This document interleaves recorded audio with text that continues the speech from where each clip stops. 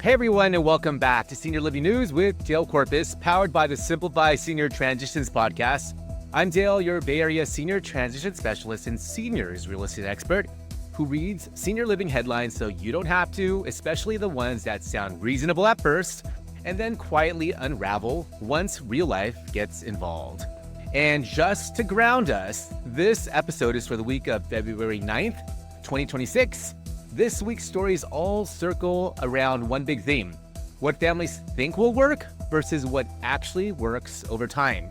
Here's what we're covering: a fourth-generation household that moved in together to save money and what that really looks like, the iPhone setting that's quietly increasing fall risk for seniors, why technology alone can't fix loneliness in older adults, a new survey showing Americans prefer in-home care, but there's a catch, a caregiver's raw reflection on what happens after caregiving ends, and a tip of the week on caregiving expenses families never see coming.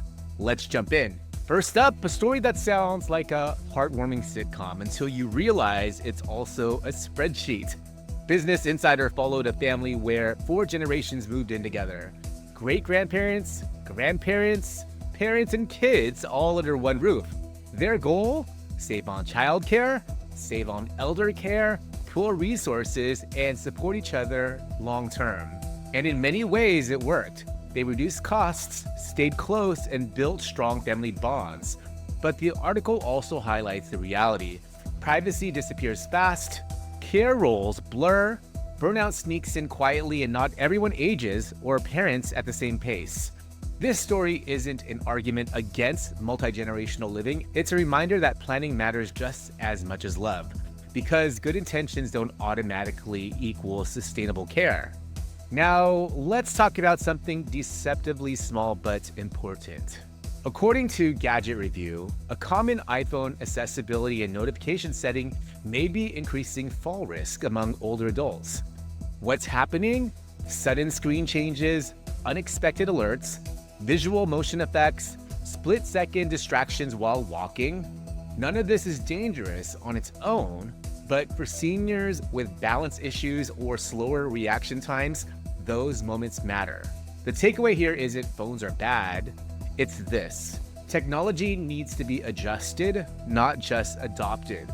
If your parent uses a smartphone, this is a great reminder to review accessibility settings, reduce motion effects, simplify alerts, and prioritize safety over features. Small tweaks can prevent big problems. Next up, the street tackled a question a lot of families quietly wrestle with. If we give seniors more technology, why are so many still lonely? This article explains that while video calls help, wearables help, apps help, none of them replace purpose, routine, or human connection. Technology can support connection, but it can't create meaning on its own. This matters when families say, "We've got mom an iPad, so she should be fine." Tools don't cure loneliness. Community, structure, and belonging do. That's true whether someone lives at home, with family, or in senior living. Now, a new survey reported by the New York Post shows that most Americans say they prefer in-home care over senior living communities. And honestly, that makes sense. Home feels familiar, home feels independent, home feels safer. But the article also points out the disconnect. In-home care becomes expensive fast, coverage is limited, care hours creep up, and families often underestimate how much help is needed. Preference doesn't equal feasibility. This is why planning early matters, not because senior living is better, but because families deserve options, not panic decisions. Quick bite time, and this one's emotional. A Business Insider essay follows someone who was their grandfather's caregiver until he passed away. After years of caregiving, they weren't just grieving a person, they were grieving a role. No schedule, no responsibility, no clear sense of who they were anymore. This is something families rarely talk about. Caregiving doesn't just end.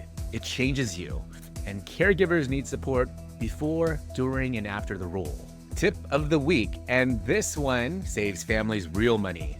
Inkle outlines 5 caregiving expenses that most families never plan for, including transportation, home modifications, lost work time, supplemental care gaps, and emergency coverage.